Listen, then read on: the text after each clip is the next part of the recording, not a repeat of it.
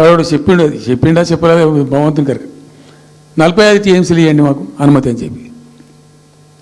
ఎట్లా రాస్తావు నాకు అర్థం కాదు. నువ్వు ఏ ముఖం పెట్టుకొని రాస్తావు? ఇదో ప్రభుత్వమా?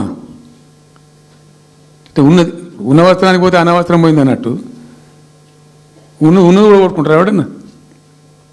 ఎవరై నీళ్ళు అవి ఆల్రెడీ బచావ్ ట్రిబ్యునల్ తీర్మానంలో ఇచ్చింది. దాన్ని కర్ణాటక వాడుతుంది, అటు మహారాష్ట్ర వాడుతుంది. వాళ్ళ లెక్కల్లో చూపెడుతున్నారు వాళ్ళు. ఆల్మట్టి డ్యాంలో వినియోగంలో చూపెడుతున్నారు వాళ్ళు. మాకు వచ్చిన 21 టీఎంసీ మేము ఇక్కడ వాడుతున్నామని చెప్పి. ఆ 2 ఎగువ రాష్ట్రాలు వాడుతుంటే ఇక్కడ వచ్చి మనకు వచ్చినటువంటిది బాజాప్తా అది కూడా ట్రిబ్యునలే కదా, బచావత్ కూడా ట్రిబ్యునలే కదా.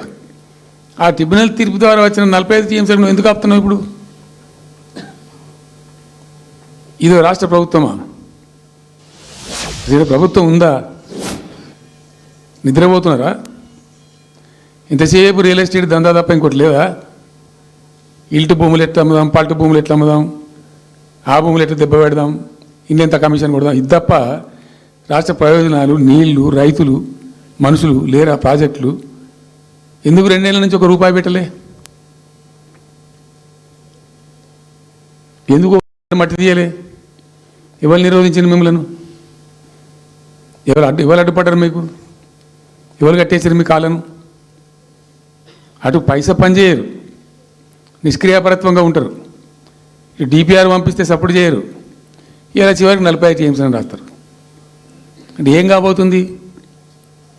ఎవరో ఒత్తిడి ఉంది దీని వెనుక? ఏం కుట్ర దాగి ఉంది ఇది? 2 ఏళ్ళ నుంచి నేను మౌనం పాటించి చూసుకుంటూ వస్తున్నాం. తప్పని పరిస్థితి నేను బయలుదేరినప్పుడు తప్పదు. అటు కేంద్రాన్ని ఎక్స్పోజ్ చేస్తాం, ఇటు రాష్ట్రాన్ని ఎండగడతాం ప్రజల మధ్యలో ఖచ్చితంగా. ఇలా మొత్తం విస్తారంగా మాట్లాడినాం, చర్చించినాం. చాలా పెద్ద ప్రజా ఉద్యమాన్ని శ్రీకారం చుడతాం. కంపల్సరీ పాలమూరు, రంగారెడ్డి, నల్లగొండ జిల్లాలలో గ్రామాన దానికి పోస్టర్ డిజైన్ అవుతుంది.